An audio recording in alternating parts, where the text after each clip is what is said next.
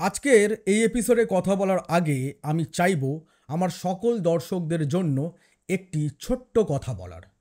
তা হচ্ছে, আপনারা হয়তো সকলে পোর্ট্রেট খুব ভালো করে মন দিয়ে দেখেছেন, বা অন্যান্য কোনো বিখ্যাত আঁকিয়ের ছবি।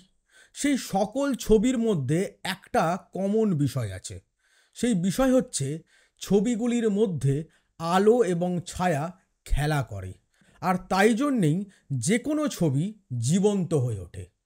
আরজিকর কাণ্ডকে কেন্দ্র করে গত 11 দিন হতে চলল এখনও তদন্তের গতি প্রকৃতি এবং নির্যাতিতাকে কী প্রক্রিয়ায় বিচার দেওয়া হবে, এবং নির্যাতিতা মৃতা চিকিৎসকের সঙ্গে যে নক্কারজনক নারকীয় পাশবিক ঘটনা ঘটানো হয়েছে, সেই ঘটনার পেছনে একজন না বহুজন দায়ী, তা নিয়ে অন্ধকারে রয়েছে সারা রাজ্য, সারা দেশ, অন্ধকারে রয়েছে সারা বিশ্ব। আর সেই সমস্ত অন্ধকারের মধ্যে বৃহস্পতিবার আলোর মতো আমাদের সকলের সামনে আবারও উঠে এলো সুপ্রিম কোর্ট। গত 10 বছর ধরে একাধিক ঘটনায় আমাদের দেশের বিচার বিভাগের এই প্রধান স্তম্ভ, আমাদের দেশের শীর্ষ আদালত, আমাদের দেশের নাগরিকদের প্রতিনিয়ত আলো দেখিয়েছে। আর সেই কাজ আরও একবার করতে শুরু করলো সুপ্রিম কোর্ট মঙ্গলবার। কলকাতা হাইকোর্টে আরজিকর কাণ্ডের মামলা শুরু হবার পরই স্বতঃপ্রণোদিত হয়ে সুপ্রিম কোর্টের তরফে এই মামলা নিজেদের হাতে নিয়ে নেওয়া হয়।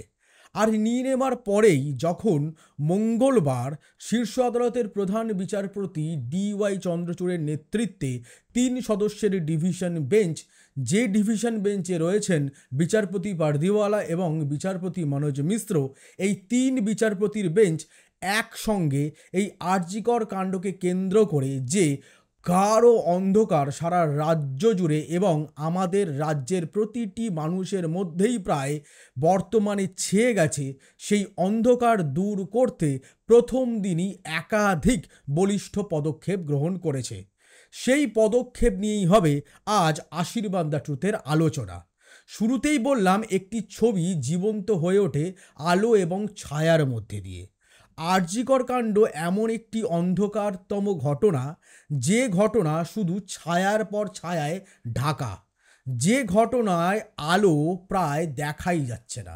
আর সেই আঁধারতম ঘটনার মধ্যে এবার এক বিন্দু আলো হিসাবে মঙ্গলবার উঠে এলো আমাদের দেশের সর্বোচ্চ আদালত সুপ্রিম কোর্ট। আর তাই নেই আশীর্বাদ দ্য ট্রুথের আজকের চুলচেরা বিশ্লেষণ।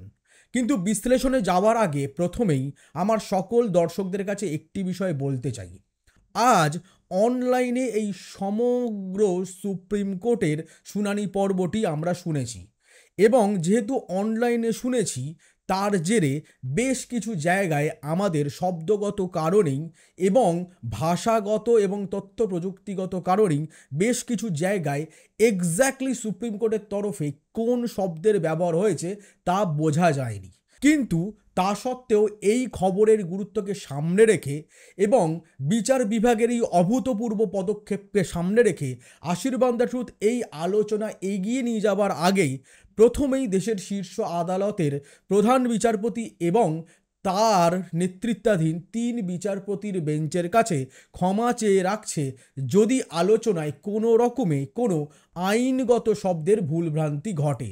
তার জন্য আশীর্বাদ দ্য ট্রুথ অগ্রিম ক্ষমা চেয়ে রাখছে দেশের শীর্ষ আদালতের কাছে। আর তাই বন্ধুরা, আর সময় নষ্ট না করে এই গুরুতর পরিস্থিতিতে, এই উত্তপ্ত পরিস্থিতিতে চলুন আলোচনায় এগিয়ে যাই। 9 আগস্ট যখন রাজ্যের প্রাক্তন মুখ্যমন্ত্রী বুদ্ধদেব ভট্টাচার্যের শেষ যাত্রা নিয়ে ব্যস্ত CPIM, DYFI, SFI এবং বামফ্রন্টের সকল দল, এবং একই সঙ্গে বুদ্ধদেব ভট্টাচার্যের হাজার হাজার অনুরাগীরা, ঠিক সেই সময় আরজিকরে ঘটে গেছে এক কুখ্যাত ঘটনা। ভোরবেলা সেই ঘটনা প্রথম ফুটে ওঠে বিভিন্ন সংবাদ মাধ্যমের ব্রেকিং নিউজের প্লেটে, প্রকাশ হয় বিভিন্ন ওয়েব পোর্টালের পাতায়। কিন্তু তখনও এই ঘটনা যে এত বড় আকার ধারণ করবে তা হয়তো কেউ বুঝেও উঠতে পারেনি।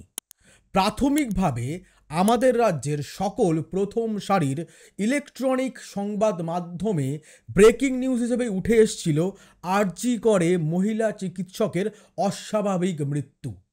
এটা বর্তমানে আমাদের রাজ্যের প্রথম সারির সংবাদ মাধ্যমগুলি অস্বীকার করলেও সেই সকালে অর্থাৎ 9 অগস্ট ভোরবেলা ঠিক 5:30 থেকে 6টার সময় আমি আশীর্বাদ দ্য ট্রুথের তরফে আমি আশীর্বাদ মণ্ডল টিভি চালিয়েছিলাম।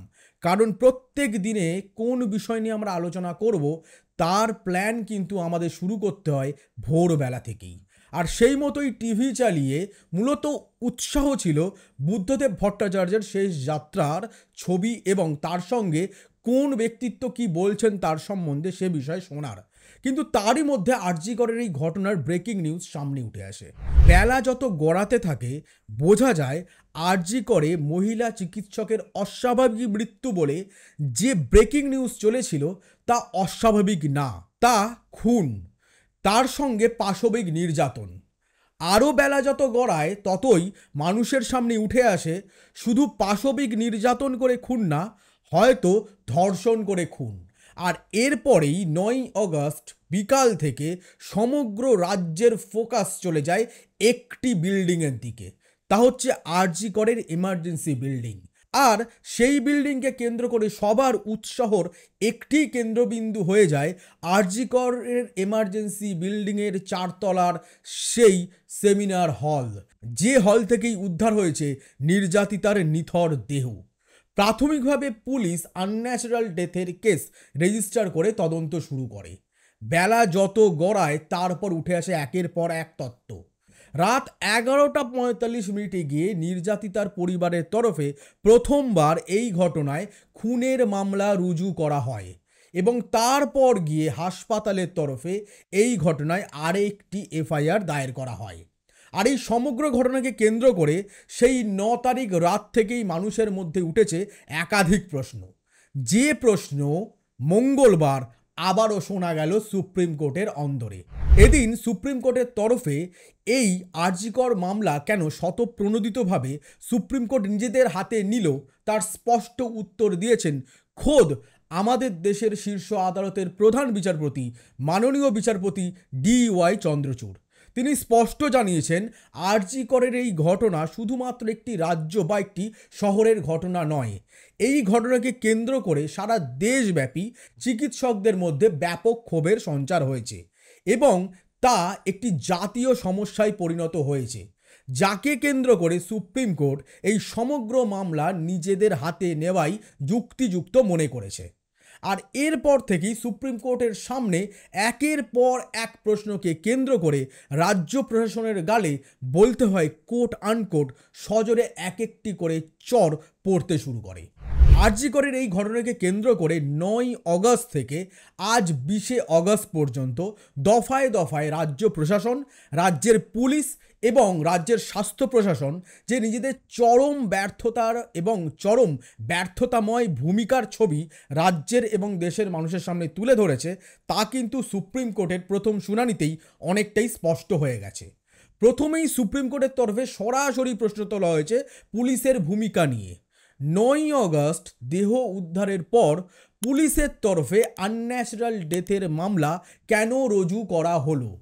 একই সঙ্গে প্রশ্ন উঠেছে এরপর কখন এফআইআর দায়ের করা হয়।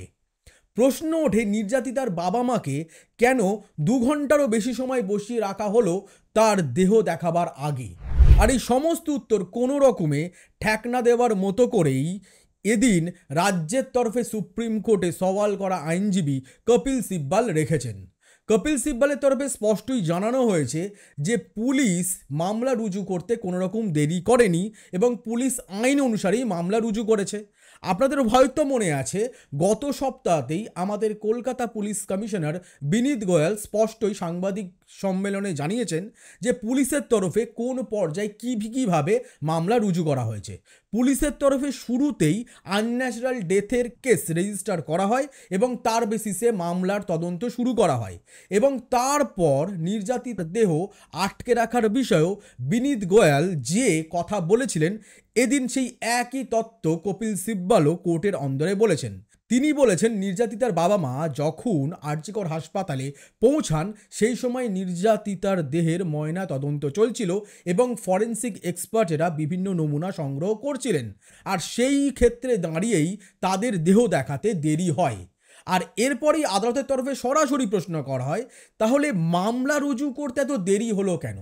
তার জবাবে কপিল সিব্বাল বলেন, রাত 11:45 মামলা রুজু করা হয় প্রথম এফআইআর, তাও করেন নির্যাতিতার পরিবারের তরফে। তখন সুপ্রিম কোর্ট প্রশ্ন করে, তাহলে কেন এত দেরিতে হলো? তার উত্তরে কপিল সিব্বাল স্পষ্টই বলেন, যেহেতু নির্যাতিতার পরিবার খুব শকে ছিল, তার ফলে সেই সময় তাদেরকে কিছুক্ষণের জন্য সময় দেওয়া হয়। তারা পরিস্থিতিতে ধাতস্থ হওয়ার পরেই তারা মামলা রুজু করার আবেদন জানানোর সঙ্গে সঙ্গে কেস রেজিস্টার করা হয়েছে। এরপরেই আদালতের তরফে প্রশ্ন ওঠে, নির্যাতিতার দেহ কোন সময় দেওয়া হয় পরিবারের হাতে? কপিল সিব্বাল জানান, রাত 8:30 নাগাদ নির্যাতিতার দেহ তুলে দেওয়া হয় পরিবারের হাতে এবং তারপরেই সম্পন্ন হয় তার বাড়িতে নিয়ে গিয়ে তার শেষকৃত্য। কিন্তু এই গোটা প্রেক্ষাপটের মধ্যে আদালতের তরফে একটাই প্রশ্ন বারে বারে উঠেছে, যে প্রথমে কেন আনন্যাচারাল ডেথের কেস রেজিস্টার হলো? পাশাপাশি প্রশ্ন উঠেছে, এত দেরিতে রাত 11:45 যখন নির্যাতিতার পরিবারের তরফে এফআইআর দায়ের করা হচ্ছে, তখন কেন দায়ের করা হলো? আইনজীবী কপিল সিব্বাল রাজ্যের তরফে এই প্রশ্নের উত্তরে বলেছেন, এই সমস্ত ক্ষেত্রে নির্যাতিতার পরিবারের তরফেই এফআইআর দায়ের করা হয়। তার প্রশ্নে প্রধান বিচারপতির নেতৃত্বাধীন 3 সদস্যের বেঞ্চ সরাসরি প্রশ্ন করে, কলেজ কর্তৃপক্ষ কি করছিল? তারা কেন এফআইআর করেনি? গোটা কলেজের অধ্যক্ষ তথা প্রাক্তন অধ্যক্ষ সন্দীপ ঘোষ কি করছিলেন? তিনি ঘটনা শোনার পর সকাল 10:30 নাগাদ নিজের হাসপাতালে পৌঁছান, এত বড় ঘটনা শোনার পর। আর এরপর একটা বিষয় স্পষ্ট হলো, যে এই ঘটনার পর রাজ্যের মানুষের মধ্যে যে একটা কমন প্রশ্ন, যে কেন আনন্যাচারাল ডেথের কেস প্রথমে পুলিশ রুজু করলো, আবার তারপরে যখন এফআইআর পুলিশ রুজুও করলো, তা তো দেরিতে কেন হলো? আর এই প্রশ্নের উত্তর জনমানুষে যাতে সঠিকভাবে পৌঁছায়, তার জন্যই আদালত শুরুতেই এফআইআর ওপর জোর দিয়েছে। এরপরেই সরাসরি এসেছে প্রাক্তন অধ্যক্ষ সন্দীপ ঘোষের প্রসঙ্গ। সন্দীপ ঘোষ এই গোটা ঘটনার পর যখন নিজে থেকে ইস্তফা দেন বলে দাবি করেছেন এবং সেই দিনই তাকে পুনরায় ন্যাশনাল মেডিকেল কলেজে বহাল করা নিয়েও এদিন আদালতের অন্দরে প্রশ্নের মুখে পড়েছে রাজ্য সরকার। এই প্রশ্নও কিন্তু রাজ্যের মানুষের মধ্যে রয়েছে, যার জেরে বর্তমানে কলকাতা হাইকোর্টের নির্দেশে সন্দীপ ঘোষ 15 দিনের জন্য ছুটিতে গেছেন। আর বর্তমানে সন্দীপ ঘোষকে দফায় দফায় এই ঘটনাকে কেন্দ্র করে সিবিআই করছে টানা জিজ্ঞাসাবাদ। আর একই সঙ্গে উঠেছে সন্দীপ ঘোষের বিরুদ্ধে আর্থিক তজরুপের অভিযোগ, যে অভিযোগ 2023 সালেই জানিয়েছিলেন আরজি করের সহ অধ্যক্ষ, যদিও সেই সময় তার সেই অভিযোগের ভিত্তিতে সঠিক পদক্ষেপ নেয়নি রাজ্য প্রশাসন। কিন্তু যখন আরজি করের এই ঘটনাকে কেন্দ্র করে সন্দীপ ঘোষকে সামনে রেখে রাজ্য প্রশাসনের প্রায় গলা টিপে ধরেছে রাজ্যের মানুষ, তখন তড়িঘড়ি রাজ্য প্রশাসনের তরফে সন্দীপ ঘোষের বিরুদ্ধে আর্থিক তছরূপের অভিযোগ নিয়ে শুরু করা হয়েছে তদন্ত। গঠন করা হয়েছে এসআইটি, যে এসআইটি আগামী দিনে সন্দীপ ঘোষের বিরুদ্ধে এই আর্থিক তছরূপের মামলারও তদন্ত করবে। কিন্তু আবারও প্রশ্ন, যে সন্দীপ ঘোষ কিভাবে এফআইআর না করে এত বড় ঘটনাকে এড়িয়ে গেলেন? প্রশ্ন একই সঙ্গে এদিন আদালতের কক্ষে উঠেছে, সন্দীপ ঘোষ কিভাবে নির্যাতিতার নাম পরিচয় সংবাদ মাধ্যমের সামনে বলেছে। শুধু তাই না, এদিন আদালতের তরফে আরও একবার দেশের সকল মানুষের কাছে আবেদন জানানো হয়েছে, সুপ্রিম কোর্টের গাইডলাইন অনুসারে এই ধরনের ঘটনার নির্যাতিতার নাম পরিচয় কোনোভাবেই কোথাও প্রকাশ করা যায় না, যাবে না। আর সেই মতোই সমাজ মাধ্যমে যারা নির্যাতিতার নাম ছবি প্রকাশ করেছেন তাদের কাছে করজোড়ে আদালতের তরফে আবেদন জানানো হয়েছে, তারা যেন তা মুছে দেন, প্রত্যাহার করেন। আমরাও আমাদের ভিউয়ারের কাছে আগের 2টি এপিসোডেও বারে বারে বলেছি, যারা নির্যাতিতার নাম ছবি প্রকাশ করছেন তারা অত্যন্ত বেআইনি এবং একেবারেই কুরুচিকর কাজ করেছেন। আপনারা সরাসরি সুপ্রিম কোর্টের নির্দেশকে অমান্য করেছেন। তাই আমার যারা ভিউয়ার, যারা এই মুহূর্তে এই ভিডিওটি শুনছেন, তারা যদি কোনো রকমে ফেসবুক, এক্স বা ইনস্টাগ্রামে নির্যাতিতার ছবি, তার বাড়ি, তার নাম প্রকাশ করে থাকেন, সেই পোস্ট অবিলম্বে ডিলিট করুন এবং একই সঙ্গে পোস্ট করুন যাতে আর কেউ এই কাজ না করে। বা কেউ যদি অন্যের পোস্ট শেয়ারও করেছেন, সেই পোস্টটিও ডিলিট করে একই সঙ্গে নিজের ওয়ালে লিখুন যাতে এই কাজ অবিলম্বে বন্ধ করা হয়। কারণ আইন অনুসারে আপনি কিন্তু সত্যি বেআইনি কাজ করছেন, আর এর জন্য কিন্তু আপনি সাজা পেতে পারেন। এটা কিন্তু এদিন সুপ্রিম কোর্টের তরফেও স্পষ্ট বলা হয়েছে, যা এর আগে কলকাতা হাইকোর্টের তরফেও গত মঙ্গলবার বলা হয়েছিল। পাশাপাশি এদিন সুপ্রিম কোর্টে আরেকটি গুরুত্বপূর্ণ বিষয় উঠে আসে, তা হচ্ছে আমাদের কলকাতা পুলিশের পুলিশ কমিশনার বিনীত গোয়েলের ভূমিকা নিয়ে। বিনীত গোয়েলের ভূমিকা প্রসঙ্গ ওঠার সঙ্গে সঙ্গেই উঠে আসে 14ই আগস্ট রাতের বেলা যখন রাত দখলের আন্দোলনে নামেন মেয়েরা, সেই সময় আরজি করে মাঝরাতে কিভাবে 7,000-এর মতন লোক জমায়েত করে তাণ্ডব চালালো, ভাঙচুর চালালো। এমনকি আরজি করের মহিলা হোস্টেলে গিয়েও তাদেরকে হুমকি দিল, একই সুরে মহিলা চিকিৎসক, মহিলা কর্মীদের হুমকি দিল আরজি করের এই ঘটনা তাদের সাথে আবারও ঘটনা হবে। আর তাকে কেন্দ্র করেই বিনীত গোয়েল এবং তার পুলিশ প্রশ্নের মুখে। আদালতের তরফে সরাসরি প্রশ্ন করা হলো, 7,000-এর মতন মানুষ যেখানে একটি প্রতিবাদে সামিল হয়েছে, সেখানে কেন পুলিশের তরফে এত বড় ফাঁকফোকর? কেন পুলিশ তাদেরকে সামলাতে পারলো না? পুলিশের তরফে এবং রাজ্যের তরফে একইভাবে এদিন কপিল সিব্বল জানান যে মাত্র 250 থেকে 300 জন পুলিশ কর্মী ঘটনাস্থলে মোতায়েন ছিলেন। তার ফলেই 7,000-এর মতো মানুষ যখন আরজি করের প্রধান দরজা ভেঙে ভেতরে ঢুকে পড়ে, তখন তাদের রুখতে তারা পারে না। যদিও আধ ঘন্টার মধ্যেই স্পেশাল পুলিশ ফোর্স ঘটনাস্থলে এসে পরিস্থিতি নিয়ন্ত্রণে করে। পাশাপাশি কপিল সিব্বল বলেন, এই ঘটনাকে কেন্দ্র করে ইতোমধ্যেই 30 জনের বেশি গ্রেফতারও হয়েছে এবং যাকে নিয়ে আলাদা একটি তদন্তও চলছে। যদি এই গোটা ঘটনাকে কেন্দ্র করে সুপ্রিম কোর্ট কপিল সিব্বলের দেওয়া রাজ্যের এই যুক্তি মানতে একেবারে নারাজ। তাদের বক্তব্য যে পুলিশ এত বড় একটি আন্দোলন প্রতিবাদ, পুলিশ এবং আইবি কিছুই জানতো না, এ ঘটনা হতে পারে না। যদিও এদিন সরকারি সলিসিটর জেনারেলের তরফে স্পষ্টতই এই ঘটনাকে কেন্দ্র করে সরাসরি রাজ্য প্রশাসন এবং রাজ্য পুলিশের অপদার্থতাকেই দায়ী করা হয়, এবং যার ফলে এদিন সরাসরি সুপ্রিম কোর্টের তরফে বলা হয় দেশ জুড়ে বর্তমানে চিকিৎসকরা প্রচণ্ড অসুরক্ষিত অনুভব করছেন। চিকিৎসকদের কাজ অত্যন্ত কঠিন। যেখানে 24 ঘন্টা কাজ হয় তাদেরকে সুরক্ষা দেওয়া অগ্রাধিকারের মধ্যে পড়ে।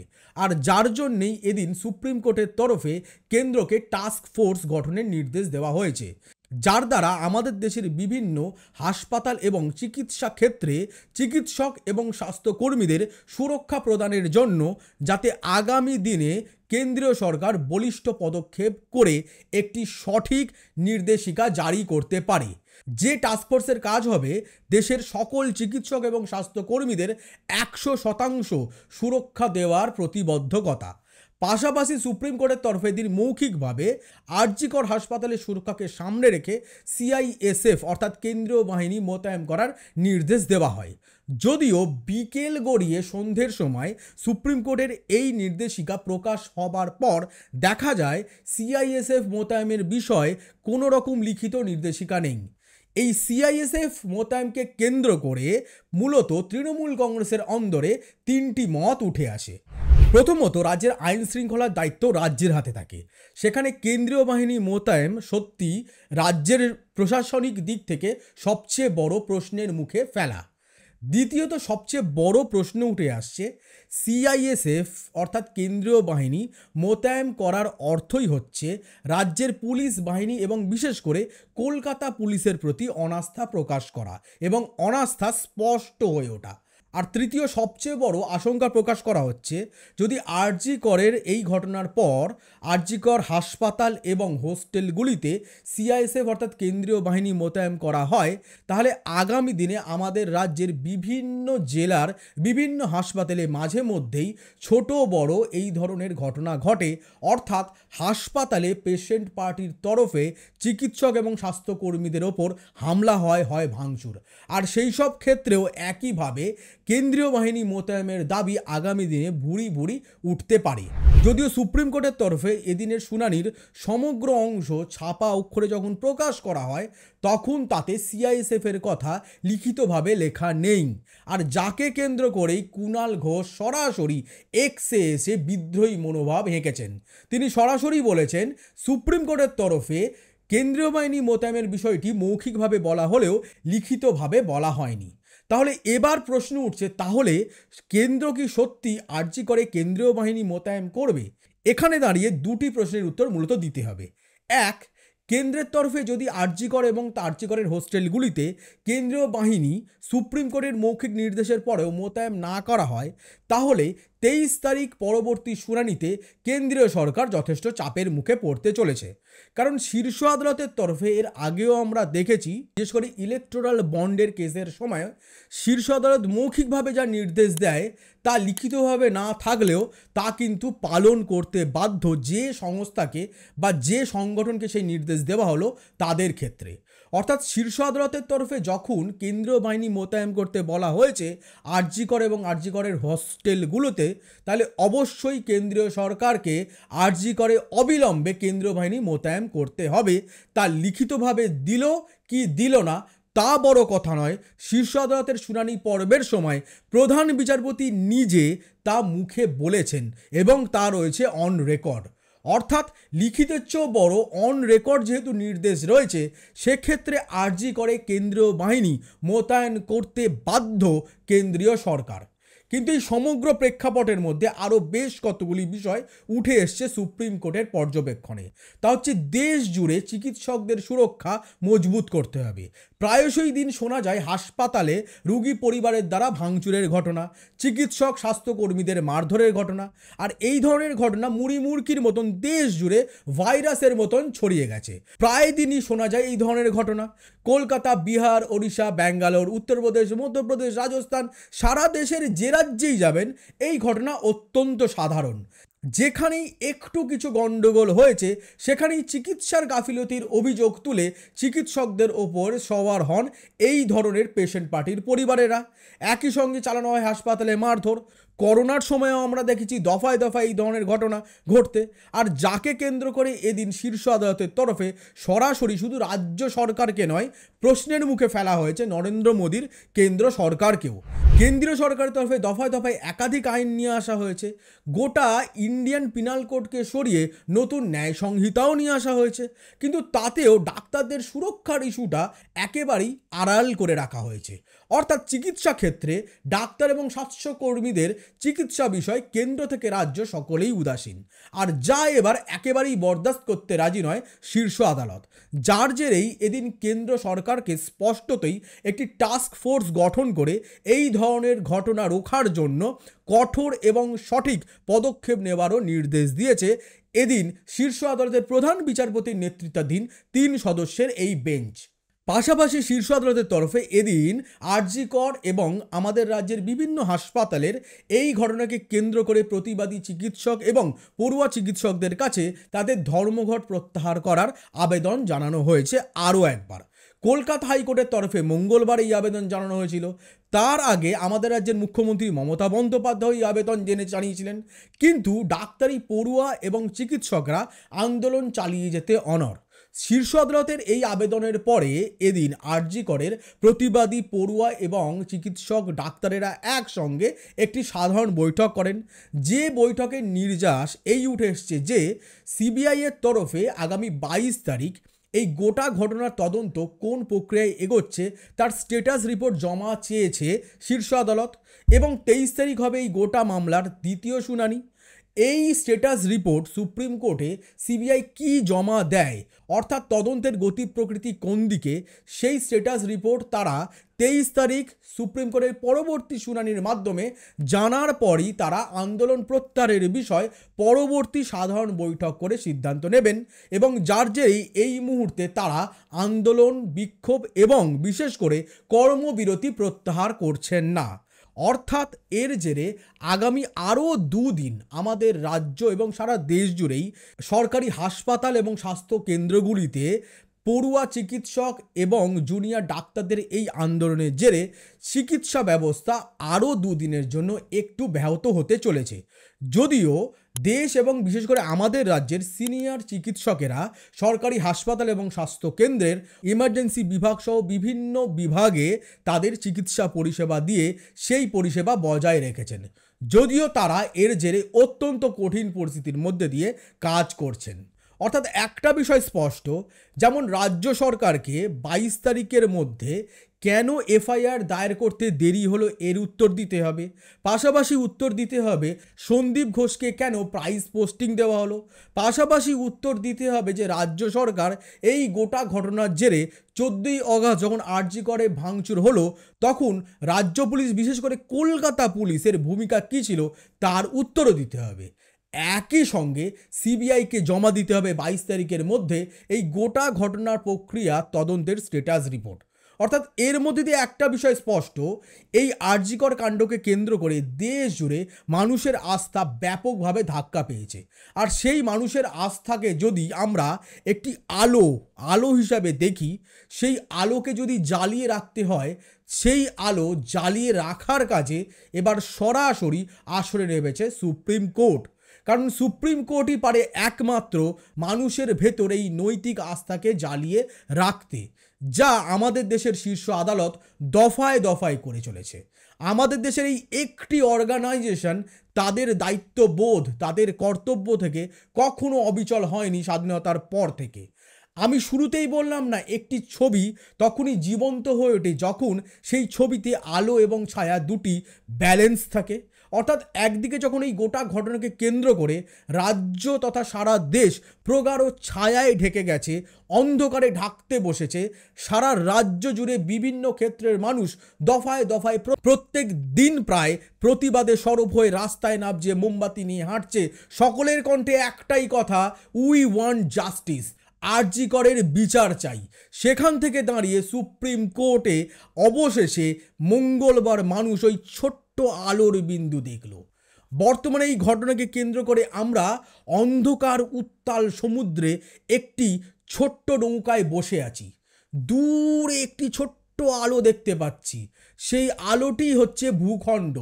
কিন্তু সেখানে পৌঁছাতে গেলে অনেকটা দিন হয়তো সময় লাগবে।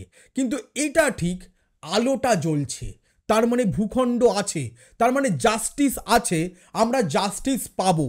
এবং তার জন্য আমাদের হয়তো অপেক্ষা করতে হবে, তার জন্য হয়তো আমাদের আরও কিছুটা মূল্য দিতে হবে, কিন্তু জাস্টিস সুপ্রিম কোর্ট আমাদের দেশের বিচার ব্যবস্থা আমাদের দেবে, বরাবর তারা দিয়ে এসছে। সেই আস্থা আমি বলবো আমার ভিউয়ারদের সুপ্রিম কোর্ট এবং দেশের বিচার ব্যবস্থা, দেশের সংবিধানের প্রতি রাখতে। আপনারা শান্তিপূর্ণ প্রতিবাদ করুন। শীর্ষ আদালতের তরফেও বলা হয়েছে শান্তিপূর্ণ প্রতিবাদে পুলিশ কোনো রকম অ্যাকশন নিতে পারবে না, কিন্তু সেই প্রতিবাদকে কখনোই সিপিআইএম, টিএমসি, বিজেপির গুন্ডা রাজনৈতিক নেতাদের হাতে তুলে দিয়ে বিক্ষুব্ধ অশান্তিতে পরিণত করতে দেবেন না। জায়গায় জায়গায় বিভিন্ন প্রতিবাদ আন্দোলন কখনো টিএমসি হাইজ্যাক করছে, কখনো বিজেপি হাইজ্যাক করছে, আবার কখনো হাইজ্যাক করছে সিপিআইএম। এই তিনটি দলকে দূরে রাখুন। আন্দোলনটা আমাদের রাজ্যের মানুষের, দেশের নাগরিকদের। একটাই লক্ষ্য, উই ওয়ান্ট জাস্টিস। শুধুমাত্র এই ধর্ষণের ঘটনা নয়, কালকে সারা দিনে ছটি ধর্ষণের ঘটনা ঘটে গেছে সারা দেশ জুড়ে। আজকে যখন এই কন্টেন্টটা শ্যুট করছি 5টি ধর্ষণের ঘটনা ঘটেছে সারা দেশে। এই সকল ধর্ষণের জাস্টিস চাই, আদালতে সকল ধর্ষণের জাস্টিস আমরা পাবো। আর এই সমগ্র বিষয়ের মধ্যে আমাদের রাজ্যে কিন্তু চলছে রাজনীতি একই স্রোতে। প্রচণ্ড চাপে পড়ে শেষমেশ সৌরভ গঙ্গোপাধ্যায় নামতে চলেছেন রাস্তায়, তাও তিনি ব্যাপকভাবে পিআর প্রজেকশন করেই রাস্তায় নামছেন। বুধবার তিনি খেলোয়াড়দের প্রতিবাদে সামিল হবেন, আবার তারপরেই তিনি চলে আসবেন তার স্ত্রী ডোনা গাঙ্গুলির নাচের স্কুলের তরফে রাস্তায় বেরোনো প্রতিবাদ কর্মসূচিতে।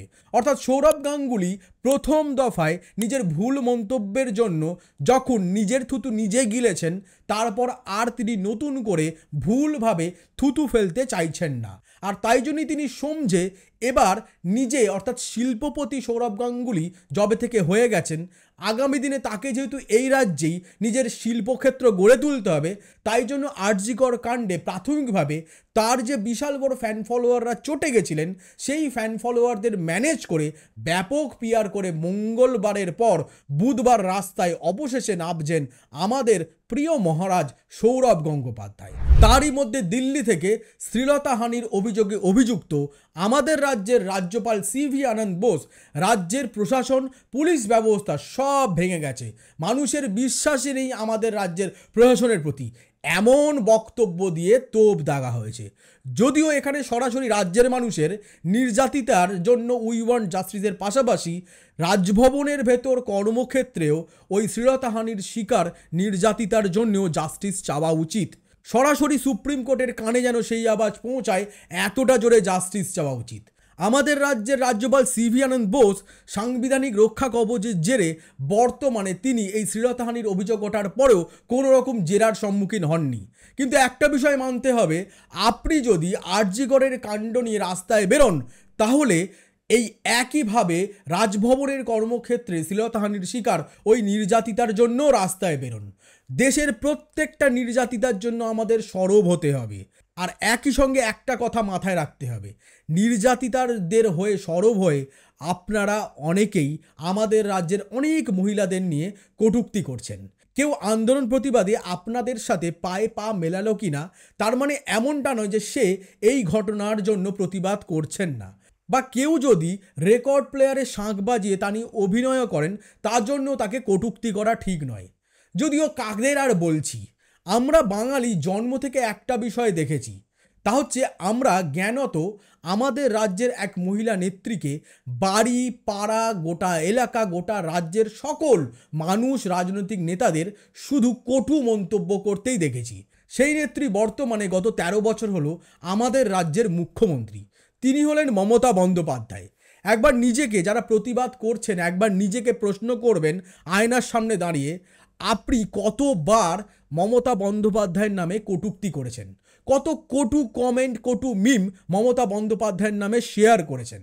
আর তারপরেই একটা বিষয় আজই শপথ নিন, আর কিছু হোক চাই না হোক, বিচার প্রক্রিয়া অনেক দিন ধরে চলবে, বিচার আসবে, তার জন্য আমাদের অপেক্ষা করতে হবে। কিন্তু আগামী দিনে রাজ্যের মহিলা মুখ্যমন্ত্রী শুধু নন, রাজ্যের কোনো মহিলাকে নিয়ে আমরা কোনো কটূক্তি করব না। মহিলারা ভালো ড্রাইভার নয়, এই নিয়ে যে মিম আমরা শেয়ার করি, যে ভিডিও আমরা শেয়ার করি, তাও কিন্তু মহিলাদের প্রতি নির্যাতনের ছবিই দর্শায়। বাড়িতে ডালে নুন কম বা চায়ে চিনি কম হলে যে ব্যক্তি বাড়ির মা, বোন বা স্ত্রীর সাথে অভদ্র আচরণ করেন, তাও কিন্তু নির্যাতনের শামিল। মদ্যপ হয়ে বাড়িতে ঢুকে বধূ নির্যাতনও কিন্তু একই সঙ্গে বিশাল বড় নির্যাতনের কাজ। অর্থাৎ আমরা প্রত্যেকেই নিজেদের প্রত্যেক দিনের জীবনে এই ধরনের ছোটোখাটো মহিলা নির্যাতনের কাজ করি। শপথ নিন এই সমস্ত মহিলা নির্যাতন আমাদের বন্ধ করতে হবে। আর তাই যদি আমরা করতে পারি, তাহলে হয়তো আগামী দিনে এই ধর্ষণের মতো নক্কারজনক ঘটনার বিরুদ্ধে আমরা জোর কদমে আরও বলিষ্ঠ পায়ে রুখে দাঁড়াতে পারবো। কারণ ধর্ষণ 100% বন্ধ করে দেবো এই গ্যারেন্টি নরেন্দ্র মোদীও দিতে পারবেন না মুখ্যমন্ত্রী মমতা বন্দ্যোপাধ্যায়ও। কোনো রাজনৈতিক দলের কোনো নেত্রী সারা পৃথিবীর এই গ্যারেন্টি দিতে পারবেন না তারা ক্ষমতায় এলে ধর্ষণ রুখে দেবে। কারণ ধর্ষণ হলো মানুষের সেই আদিম পাশবিক প্রবৃত্তি, যা মানুষকে নরখাদক, হিংস্র, শয়তানে পরিণত করে। আর মানুষের ভেতর যেহেতু দূতের বসবাস আছে, তাই সেই দূতের পাশাপাশি মানুষের ভেতর শয়তানেরও বাস আছে। আর সেই শয়তান যে কখন জেগে উঠবে তা কিন্তু আমি, আপনি কেন, প্রশাসন, আদালত, রাজনৈতিক দল কেউ তার গ্যারেন্টি নিতে পারে না। তাই সেই শয়তানকে ভেতর থেকে মারুন। মহিলাদের কটূক্তি করাও নির্যাতন, এটা মাথায় রাখুন। আর এই কথা মাথায় রেখে আজ, কাল, আগামী সবগুলো দিন রাস্তায় নামুন, বা বাড়িতে থেকেও যারা প্রতিবাদ করছেন প্রতিবাদে সামিল হন, জোট বাঁধুন, তৈরি হন। আর আজকে এই এপিসোড এখানেই শেষ করলাম, দেখা হবে পরবর্তী এপিসোডে। কিন্তু যাওয়ার আগে একটি আবেদন করব নির্লজ্জের মতো, তা হচ্ছে এপিসোডটা এতক্ষণ যারা শুনলেন আশা করি ভালো লেগেছে। নিচে থাকা লাল সাবস্ক্রাইব বাটনটা অবশ্যই ক্লিক করবেন, পাশে থাকা বেল নোটিফিকেশনটা ক্লিক করতে ভুলবেন না। আর একটা বিষয়, আলোচনা যখন পুরোই শুনলেন একটা লাইক করুন আর কমেন্টে লিখে জানান আপনার মতামত। লিখে জানান, তার চেয়েও ব্যাপার নিজেকে প্রশ্ন করুন, আপনি সত্যিই তো কোনো রকম মহিলা নির্যাতন করছেন না? আর যদি করেও থাকেন, আগামী দিনে সেই সব ধরনের নির্যাতন নিজে বন্ধ করুন আর আপনার চোখের সামনে কেউ করলে তার বিরুদ্ধে রুখে দাঁড়ান। তাহলেই আমরা আমাদের দেশের, আমাদের পৃথিবীর মহিলাদের জন্য সুস্থ পৃথিবী, সুস্থ পরিবেশ, সুস্থ দেশ, সুস্থ রাজ্য গড়ে তুলতে পারবো। আর ততক্ষণ দেখতে থাকুন, সঙ্গে থাকুন আশীর্বাদ দ্য ট্রুথের। আমি আশীর্বাদ, নমস্কার।